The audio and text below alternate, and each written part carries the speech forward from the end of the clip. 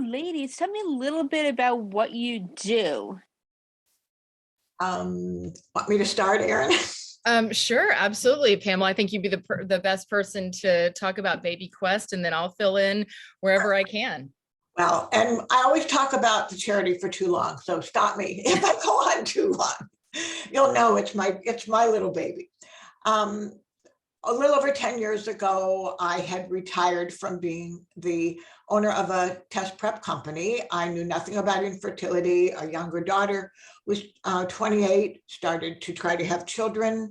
Long story short, eventually 4 IVFs, pregnant each time, miscarried at 8 or 9 weeks after hearing the heartbeat, then no heartbeat, found out she could not carry on her own, wound up now, fast forward, two beautiful granddaughters, each carried by a surrogate. My daughter retired from TV production and now is owner of a surrogacy agency here in Los Angeles that services really people all over the country. And I started Baby Quest because I woke up one day after the first surrogate baby was born and I said, what do you do if your parents can't help you financially? Where do you go? What's available for IVF? Not, IVF, which is expensive, but surrogacy is astronomical. And I decided that I didn't like the options that were available. There were very few. Several of them said you had to go to a certain doctor, which incurs travel costs.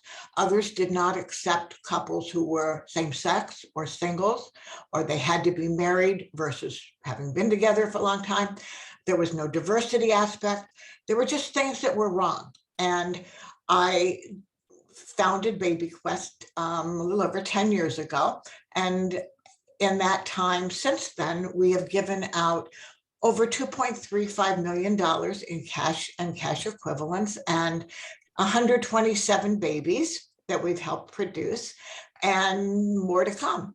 And I've had amazing help and it's kind of full circle. I met Erin in 2014 or 13 when I rang the opening bell at NASDAQ, and several of Erin's friends and very close friends who we had as mutual friends were there. And I met Erin and I met Tom there too. And I don't even know if they we were not dating at the time. My husband and I we had really just met. We barely even knew each other. Right. And I have pictures to prove it. They were standing at opposite ends of the NASDAQ, podium. Mm-hmm. And in any case, it's been very nice because Erin has been a continuing presence. I've known her throughout the years, and to have her now as our brand ambassador is very special to me. So that's kind of a little bit of an introduction. We give grants out twice a year.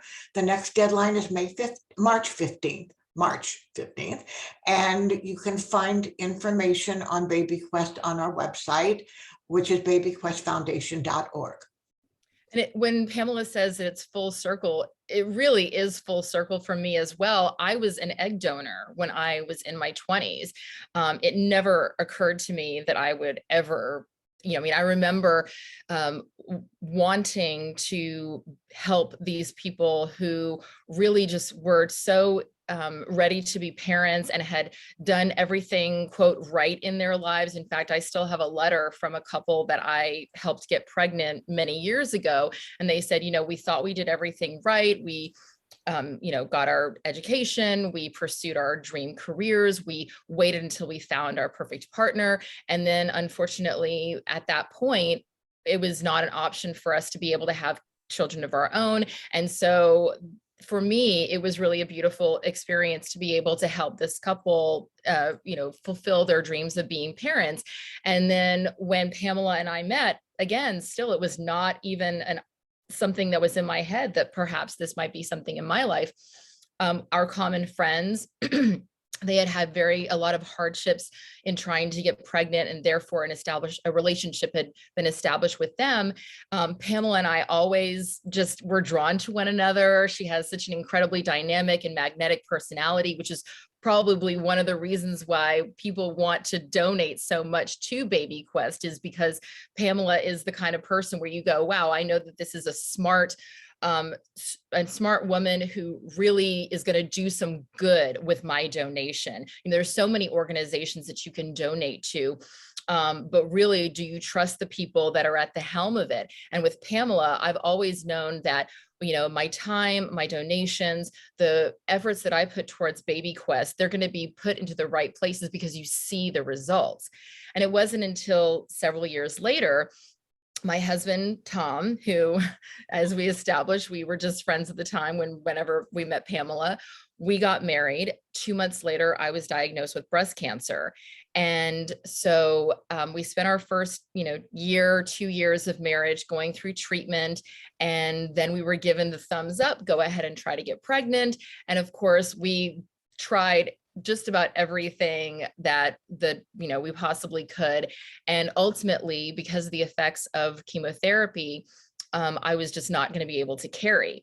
Fortunately, I had frozen my eggs because I was like, I'm 36 years old and I don't know where Mr. Right is. Turns out he was my best friend. I should have just looked next door. And so we were able to use the eggs that we had frozen and create embryos. And we now have a bouncing baby who literally is bouncing right next to me. A bouncing baby boy was born via surrogate in November. But as Pamela said, Tom and I are both really fortunate. We're both actors. We have been incredibly blessed in our lives to be able to have the kind of resources, not only through our own work, but also through incredibly generous, people who have loved us and wanted to help. We were able to do surrogacy, but it is so incredibly out of reach for so many. And it's not just surrogacy. As Pamela was saying, it's also IVF and IUI and adoption. And I mean, all of the ways that a baby is brought into this world, unless it just happens the old fashioned way, is incredibly cost prohibitive. And the reality is that we already see in our society how money can buy so many things. Money can get you out of jail. Money can get you so many, money can get you elected to political office. Money can get you so many things. But it's such a tragedy that money should be in so many so many examples that money should be the factor in whether or not someone gets to be a parent. And so when Pamela has been by my side this entire experience, has been offering unconditional support and love. And when our baby was born, she said, we would love for you to really come on board at Baby Quest. I've always felt like I was a member of the family by extension, but for her to say, we'd love for you to offer your voice and speak your experience to Baby Quest, it was really just made so much sense. And I said, if there's anything that I can do to help bridge the gap for other people who, like me, really want to be a parent, but because of circumstances outside of their control, can't do it as easily as it comes to others, I want to be able to help that. Very nice. And congratulations on your baby. What's his name? His name's Tommy, after his dad. And his grandfather and his great grandfather. So we have Tommy 4, Thomas the fourth. That's so cute. I'm so happy for you. What day in November was he born? He was born November 16th. Okay, my sister's the 6th, so I knew it was going to be a perfect baby because it shares the birthday month with my sister. There you go. Exactly. Yes. And what would you each say was the biggest challenge about working with Baby Quest? I mean, it sounds like an incredible company. I'm really impressed, and I want to help you guys as much as possible. I'm sorry, you froze just for a second there. Could you repeat the question? Yeah, sure. I was just asking, were there any challenges and maybe getting the program started or getting donation like that? Challenges, yes. The biggest thing for me is the fact that I had come to this from a business background, having been a founder of the Princeton Review Test Prep Company, which is a test preparation for SATs and graduate. And I had done that for almost 20 years. And when I started Baby Quest, I said, this is going to be run like a business. It happens to be a nonprofit, but it's going to be fiscally responsible. And that's basically what I've done. We have a very low overhead. I'm in my home office now. I've taken over the family room. I've taken over one of the bedrooms, and I'm aiming for one of the other bedrooms soon because we keep expanding. And especially when we have the grant cycle, the room is a mess. But I try to run Baby Quest responsibly, with great transparency, and just this is my passion.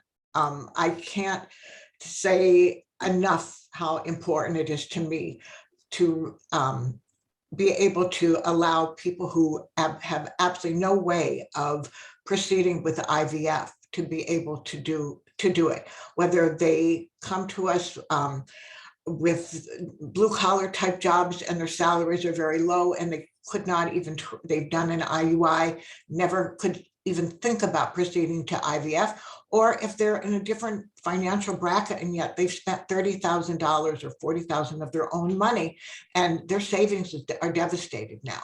And they may have a decent salary, but they don't have the money to proceed. And it just amazes me how this should be a natural right. I mean, you should, what Erin was talking about, people forming, having babies the natural way. I pretty much forgot. I'll see somebody who's pregnant in the street and I want to go up and ask them, could you really get pregnant the natural way? I mean, I did many, many, many years ago.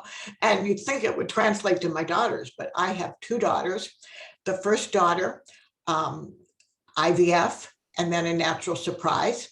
The second daughter, 2 babies via surrogacy. So these are like the $1 million granddaughters, that unfortunately were not all able to be conceived just naturally. And sometimes when I see people, I just want to ask them, is it really possible to not be on the dark side of this whole issue and be dealing with egg donors and sperm donors and miscarriages and meds and hormones and shots. So it's been challenging and rewarding, and just fortunately, if you can turn something that was really a dark cloud over our family with our daughter trying to conceive, if you can take that negativity and turn it into something positive, I really feel that that's been what's occurred in the past 10 years.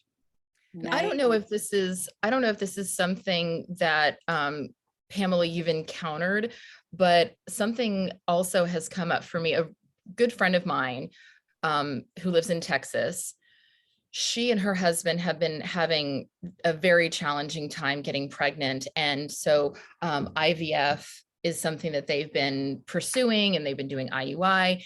And she's young, she's barely even 30. So this isn't, I think a lot of times people think, oh, this is, women who wanted to pursue their careers and they waited until they were 45 and now they want to. No, I mean, a girlfriend of mine, like I said, I mean, I believe she just turned 31 this year.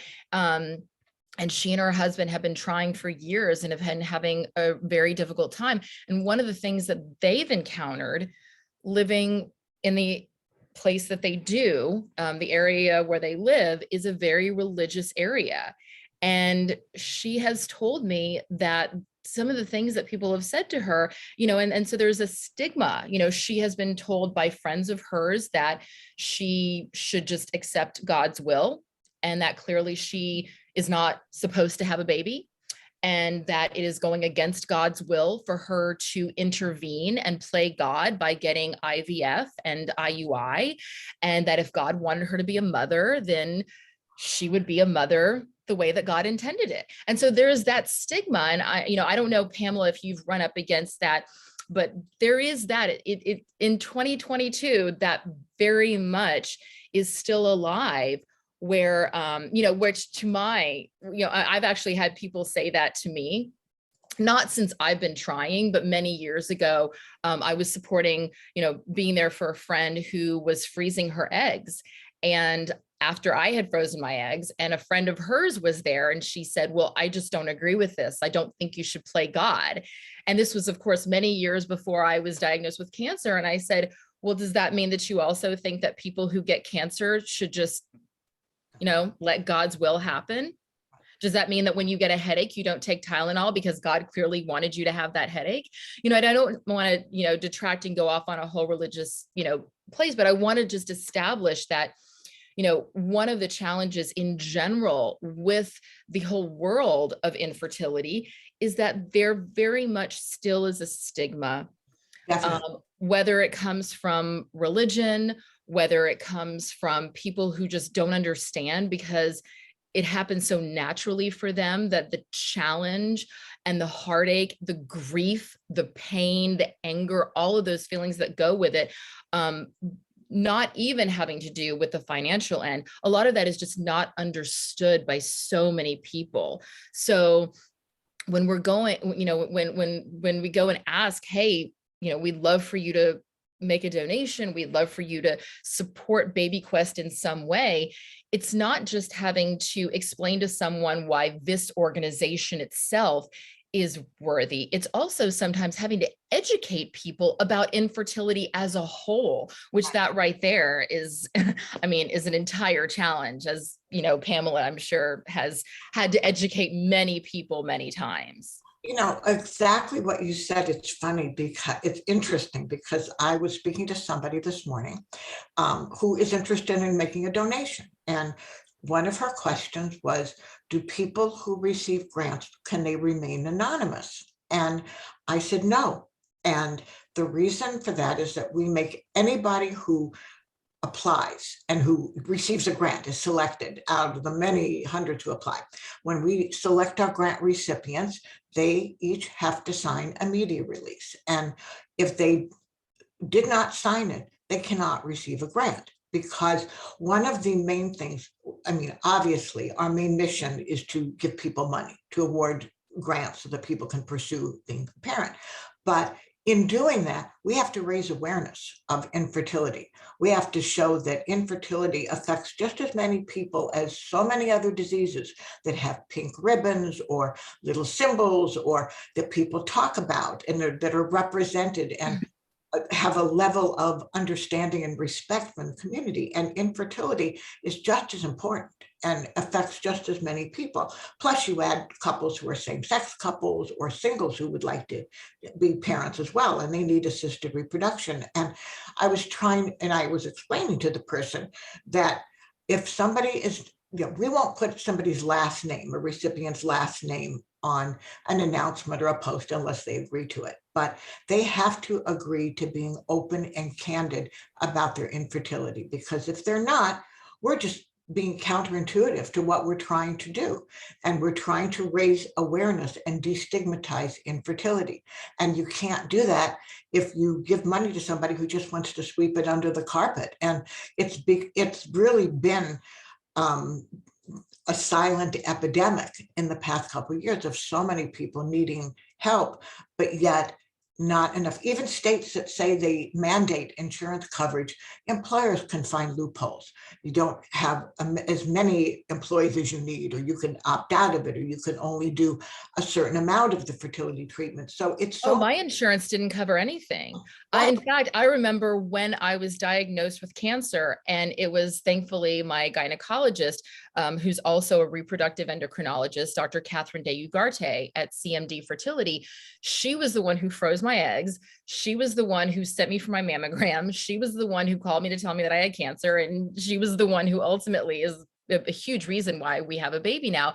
And before I started chemo, she knew that Tom and I wanted to have children.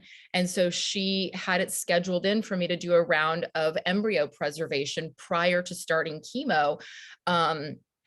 And so when I called my insurance and I said, hi, I have breast cancer and we want to do embryo preservation, they said, well, we don't cover fertility. And I said, well, right, but this is, you know, I have cancer. So, you know, I have cancer. I mean, obviously, like, this is a big, you know, this is something you should cover. And they go, we don't cover fertility. I said, well, I don't understand why you don't cover fertility, even in the case of, like, this is something that I'm doing to, you know, prevent it for preservation. And she said, I quote, I will never forget this. She said, your decision to have a baby does not involve us. And I said, then why do you cover prenatal care? Why do you cover a hospital stay when a woman goes and has a baby? So everything of ours was out of pocket. Tens of thousands of dollars just on, the medications, like Pam was saying. And then even better, our insurance doesn't cover surrogacy. So we had to get so even though our surrogate had health insurance of her own, Right. we then had to get another health insurance policy on top of that at the cost of $435 per month to pay for all of the bills associated with the pregnancy that she had for us. Now, just to point something out, had I physically been carrying the baby that was inside of our surrogate, that would have been part of my health insurance. My health insurance premium would not have gone up. Nothing would have changed my health insurance, but because our baby was in the body of a different woman, we had to pay an extra $435 per month just for her to get a supplemental insurance policy on top of the health insurance policy she already had through her employer.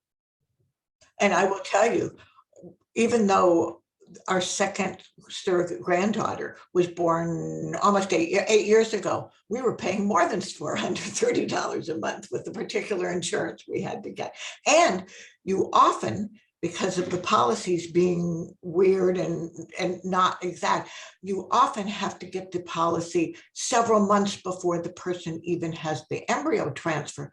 Absolutely. So that was the thing, is because of, you can only do open enrollment. There's a short window. It's like mid-October to mid-November.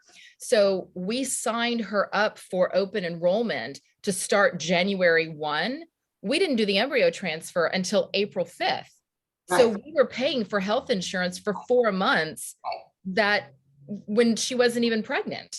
Exactly. No, I know. But because you can't just sign up for open enrollment at any time. Yeah, you can sign up for health insurance at any time, but you're not going to be able to get, the low price of $435 per month, which we were able to get via open enrollment on the American Health Care Act. So that was the only reason why we were only paying that, that amount. Had we waited and gotten health insurance for her in March or April, we probably would have been paying twice that amount.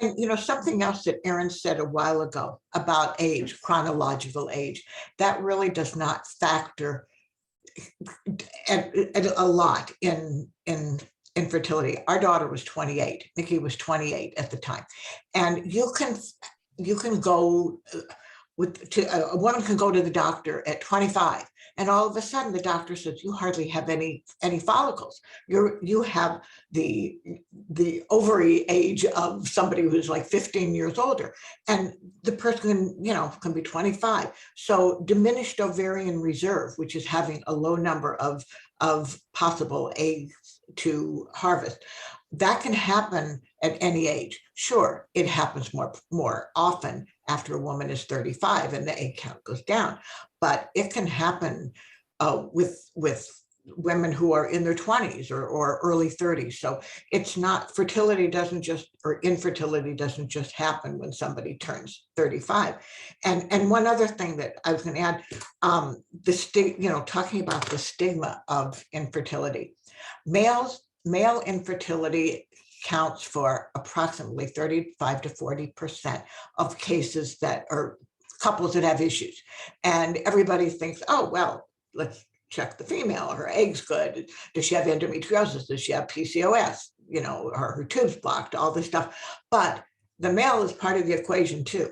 And there are lots of times, and especially when we give a grant, the idea of being open and honest. We will not give a grant to a couple, whether he's showing male infertility, if the man is not willing to get up in a interview such as this and admit, yes, it was part of my problem.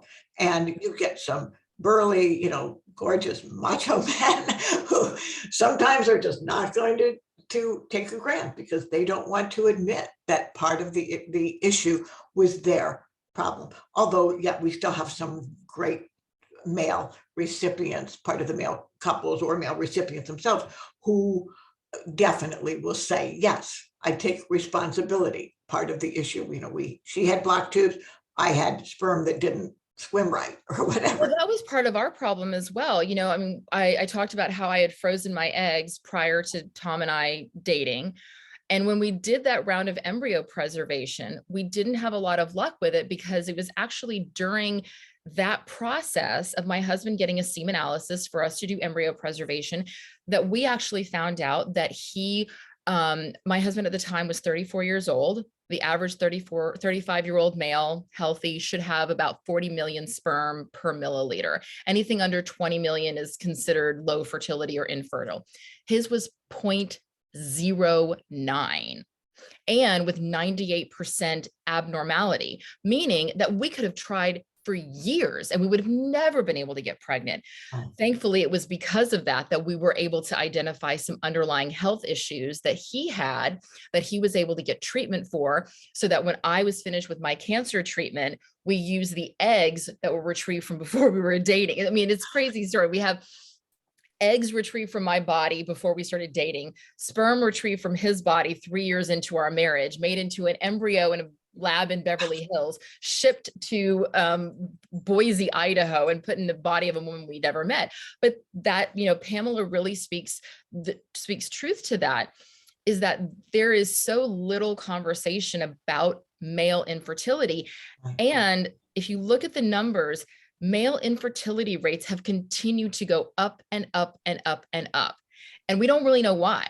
There's a lot of skepticism about why. There's a lot of ideas of what could be leading to that.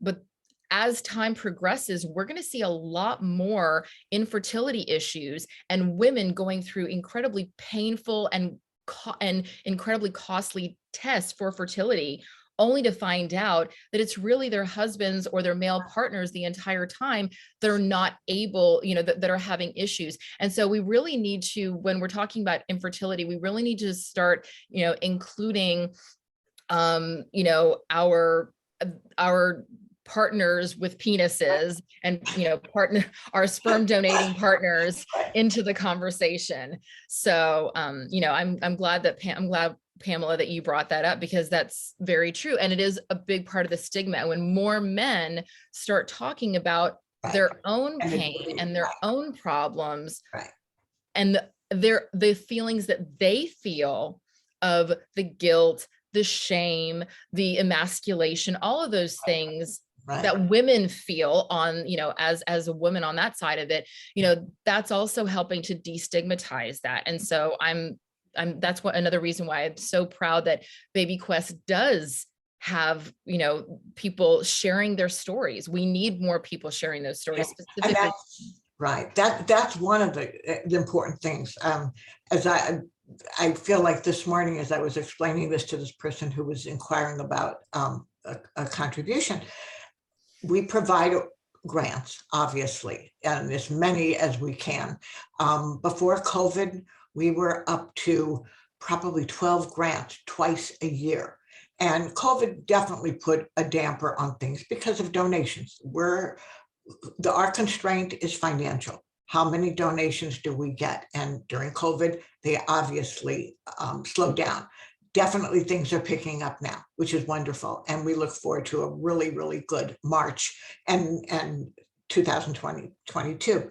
But it's definitely, we provide grants. And then for those people who are selected as grant recipients, I think we provide something else that we didn't even plan on, a support community.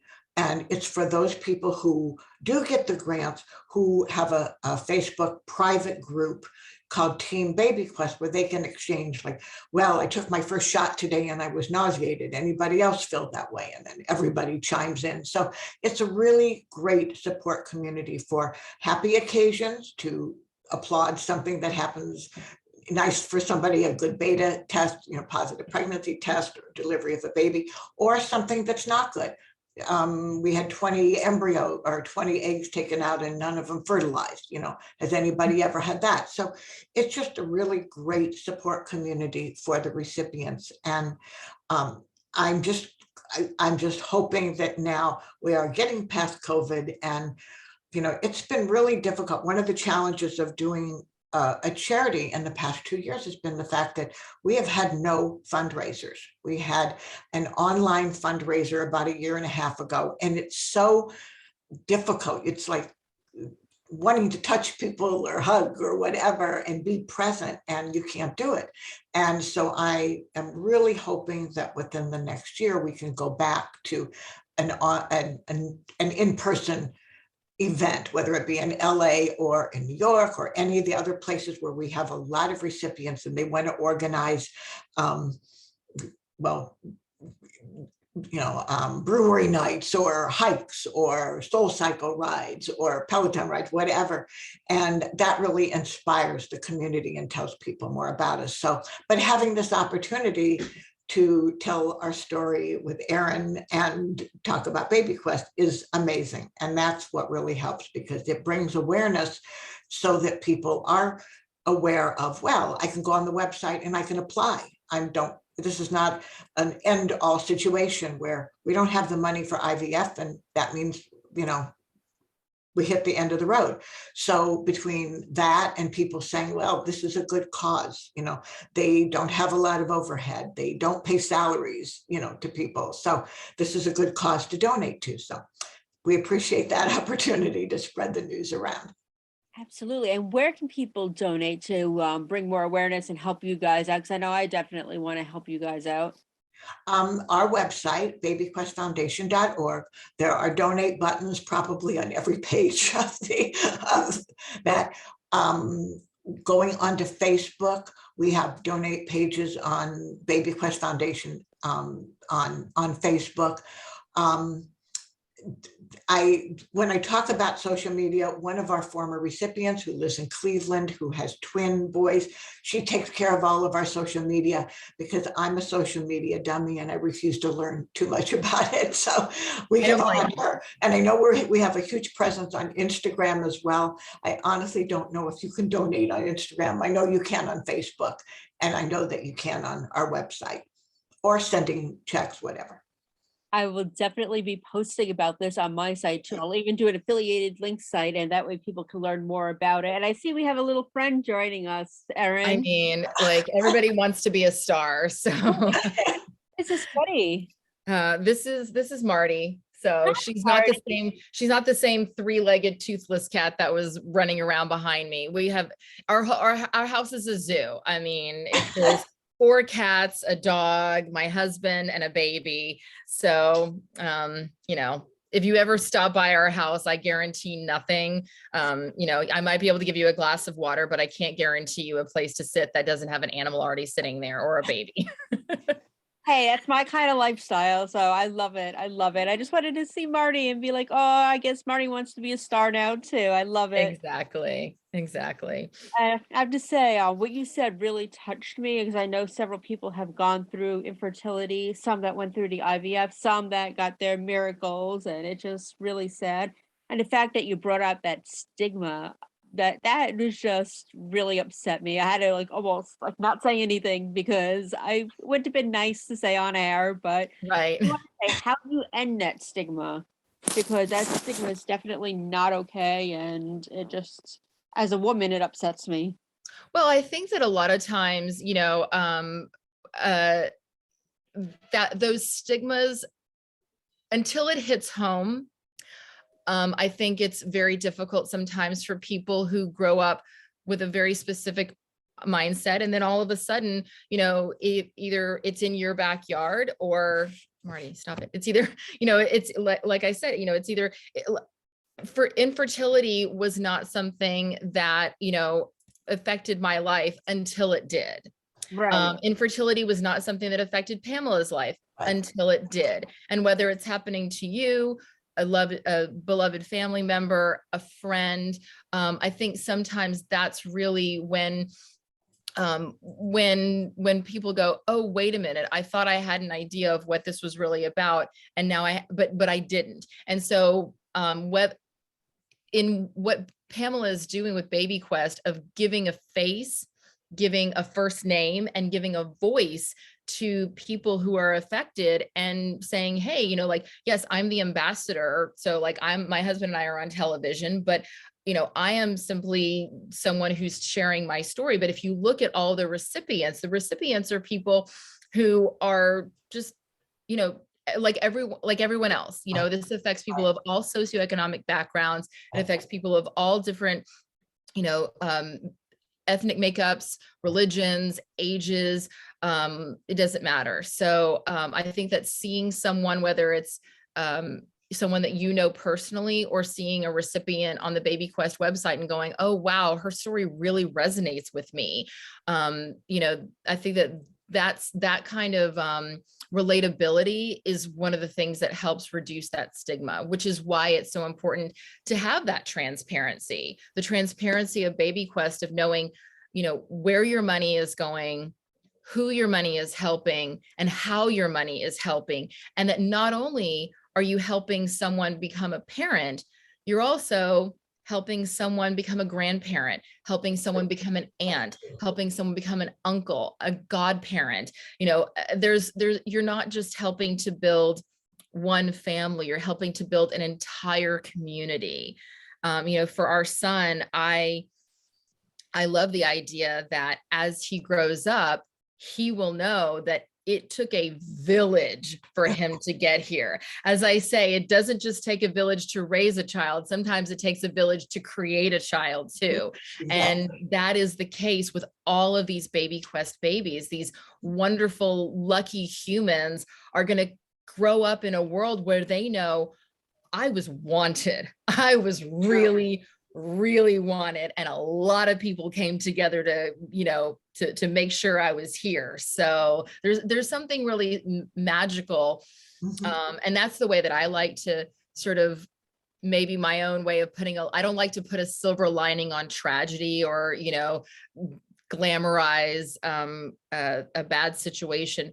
But I do find that there's a little bit of, I do find a little bit of joy in knowing that my child and these children will grow up with a really special story, and know that, you know, that they were someone who a lot of people put a lot of energy into bringing them into this world.